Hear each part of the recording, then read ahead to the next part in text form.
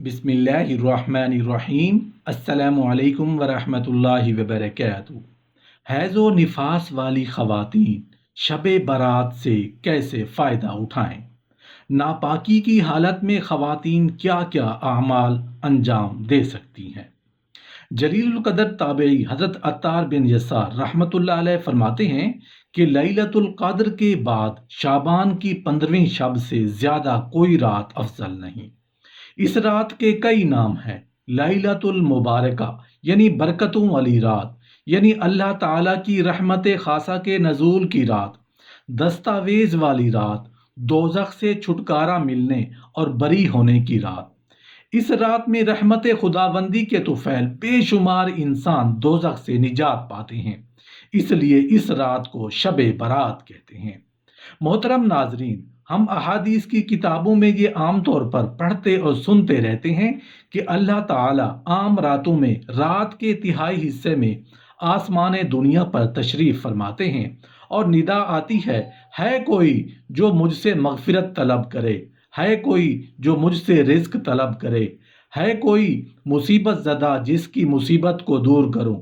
लेकिन शब बारात में बिल्कुल इसके मुख्तलिफ है कि शब बारात में अल्लाह ताला गरूब आफताब से लेकर यानी मगरिब के बाद से लेकर सुबह सादिक तक आसमान दुनिया पर नजूल फरमाते हैं और अपनी मखलूक पर नजर रहमत फरमाते हुए बेशुमार इंसानों की मगफिरत फरमा देते हैं।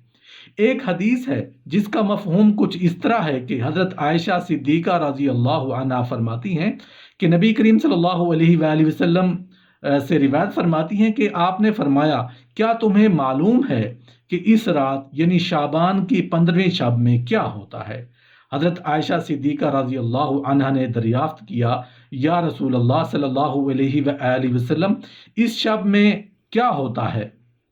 तो आप सल्लल्लाहु अलैहि वसल्लम ने फरमाया, इस शब में ये होता है कि इस साल में जितने भी पैदा होने वाले हैं वो सब लिख दिए जाते हैं, और जितने इस साल मरने वाले होते हैं वो सब भी इस रात में लिख दिए जाते हैं, और इस रात में सब बंदों के आमाल सारे साल के उठाए जाते हैं, और इसी रात में लोगों की मुकर्ररा रोज़ी उतरती है। मोहतरम नाजरीन, आज की इस वीडियो में इस बाबरकत रात से फ़ायदा उठाने के लिए चंद ऐसे आमाल जिक्र किए जा रहे हैं जो हैज़ो निफास में अंजाम दिए जाएं और ख़वातीन खूब फ़ायदा उठा सकें। नंबर 1, इस मुबारक रात में हैज़ो निफास वाली ख़वातीन अपने माल से गुरबा और मसाकीन को सदका दे सकती हैं। अपने पास माल ना हो तो शौहर की इजाज़त से उसके माल से सदका देने में दोनों को सवाब मिलेगा। नंबर 2, हर वक्त बावुज़ू सर और सीना ढांप कर रहना।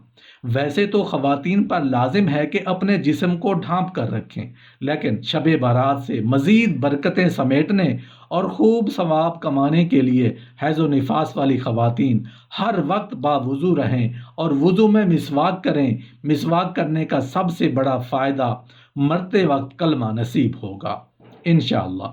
नंबर 3, घर में मौजूद दूसरे अफराद के लिए अफ्तारी का इंतज़ाम करना।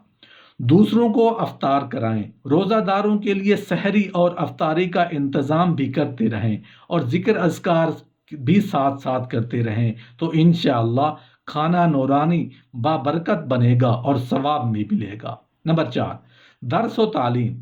अगर आपके पास दीनी तालीम है तो ख़वातीन के दीनी अहकाम से वाकफियत के लिए तालीम का इंतज़ाम करें और ख़वातीन को इस्लाम की ज़रूरी तालीम से आगाह करें। कुरान और हदीस का भी दर्स दे सकती हैं। अल्लाह के फ़ज़ल से आपको इस अमल का बहुत अजर मिलेगा। अगर तालीम याफ्ता नहीं है तो दूसरों के इल्मी हलकों में जाएं और दीन से आगाही हासिल करें, और रोज़ाना अपने घरों में फ़ज़ाइल आमाल और फ़ज़ाइल सदक़ात की तालीम दें। नंबर 5, ज़िक्र व अज़कार सुबह और शाम की तस्बीहात, अस्तग़फिरुल्लाह, दरूद शरीफ और तीसरा कलमा 100 बार सुबह शाम اور سونے جاگنے کی دعائیں اور دیگر کسی قسم کے بھی اذکار عورت حیض و نفاس میں کر سکتی ہیں۔ اس لیے عورت کو چاہیے کہ اذکار کی مستند کتابوں سے اذکار دیکھ کر یا حفظ کر کے جن سے ان ایام میں ہمیشہ فائدہ اٹھا سکتی ہیں۔ بعض اذکار مختصر ہیں مگر اجر و ثواب میں بہت زیادہ ہیں۔ نمبر 6، دعا۔ یہ مومن کا ہتھیار ہے۔ دعا سے بندوں کو ہر چیز مل سکتی ہے، بیماری سے شفا، فقر سے نجات، مشکل سے چھٹکارا، جنت سے قربت، جہنم سے نجات، سب ہی ممکن ہے۔ اس لیے سبھی مسلمان کو بشمول حیض و نفاس میں پوری امت کے لیے خصوصاً دعا کا اہتمام کیا جا سکتا ہے۔ نمبر 7، شب برات سے استفادہ۔ اگر کوئی حیض اور نفاس والی عورت ہے تو اس شب برات سے خوب توبہ اور استغفار کریں۔ اسی طرح اذان کے موقع پر اذان کا جواب دیں، کوئی آئے تو اس کو سلام بھی کریں۔ خلاصہ کلام یہ ہے کہ حیض و نفاس والی عورت کو بدنی عبادات میں نماز روزہ منع ہے، مگر قلبی اور لسانی اعمال مثلا ذکر و اذکار، دعا و استغفار، وضو، مسواک، صدقہ خیرات، درس و تدریس، علماء کرام کے بیانات، فضائل اعمال، فضائل صدقات اور دینی کتابوں کا مطالعہ جیسے اعمال انجام دینا جائز ہے۔ اللہ تعالی ہم سب کی بہنوں کو، بیٹیوں کو قرآن و سنت اور شریعت کے مطابق دین کو سیکھ کر دوسری ماؤں، بہنوں، بیٹیوں کو بھی سکھانے کی توفیق نصیب کرے۔ اور اسی طرح یہ ہماری ذمہ داری میں داخل ہے کہ جب کوئی دینی مسئلہ ہمیں معلوم نہ ہو تو ہم کسی سے پوچھ لیں، پوچھنے کے بعد اس پر پورا عمل کرنے کی کوشش کریں۔ یہ عیب نہیں ہے، یہ اللہ کی طرف سے لگایا ہوا عذر ہے، اور اس عذر کے اندر اللہ تعالیٰ کی اس امت کی خواتین پر بے حد انعام ہے، اور اس عذر کو عذر سمجھنا اور خدا کی طرف سے نعمت سمجھنا محروم ہے۔ اور خواتین بچوں اور اولاد کی نعمت سے جن کو یہ عذر لاحق نہیں ہوتے، اس لیے کہ اس عذر کو اپنی عزت، اپنی آبادی، اپنی شرافت سے تعبیر کیا جائے۔ احادیث کی کتابوں سے ہمیں یہ معلوم ہوتا ہے کہ رسول اللہ صلی اللہ علیہ وآلہ وسلم اس رات یعنی 15 شعبان کو زیادہ سے زیادہ عبادات اور دعائیں فرمایا کرتے، اور آپ نے زیارت قبور بھی کی تھی اور مردوں کے لیے دعا بھی کی تھی۔ اور ان تمام قولی اور فعلی احادیث سے بھی یہ معلوم ہوا ہے کہ اس شب زیادہ سے زیادہ عبادت کرنا مستحب ہے۔ ہر بندے کو اختیار ہے، چاہے نماز پڑھے یا کوئی عبادت کرے۔ اگر وہ نماز پڑھنے کو اختیار کرے تو رکعتوں کی تعداد اور کیفیت بھی اس کو اختیار ہے۔ ماہ شعبان اور خصوصاً شب برات میں اللہ سے ہدایت کی دعائیں مانگیں، اپنے لیے، اپنے گھر والوں کے لیے، دوست احباب کے لیے، رشتہ داروں کے لیے، ہمسایوں کے لیے، کہ یا اللہ پاک ہم کمزور ہیں، گنہگار ہیں، لیکن آپ کی رحمت ہمارے گناہوں سے زیادہ ہے، ہمارے گناہوں سے بڑی ہے۔ یا اللہ اپنی رحمت سے ہمیں ہدایت یافتہ لوگوں میں شامل فرما۔ جو ہم نے زندگی میں غلطیاں کوتاہیاں کی ہیں، اپنے کیے پر شرمندہ ہیں، یا اللہ ہمیں معاف کر دے۔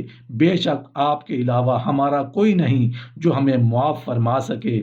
یا اللہ پاک ماہ شعبان برکتوں والا مہینہ ہے، پورا سال ہمارے دل جو غافل رہے ہیں، غفلت بھری زندگی جو ہم گزار چکے ہیں، یا اللہ اپنی رحمت سے ماہ شعبان اور ماہ رمضان آنے والی بقیہ زندگی کو قیمتی بنا دے، قرآن و سنت پر عمل کی توفیق عطا فرما دے۔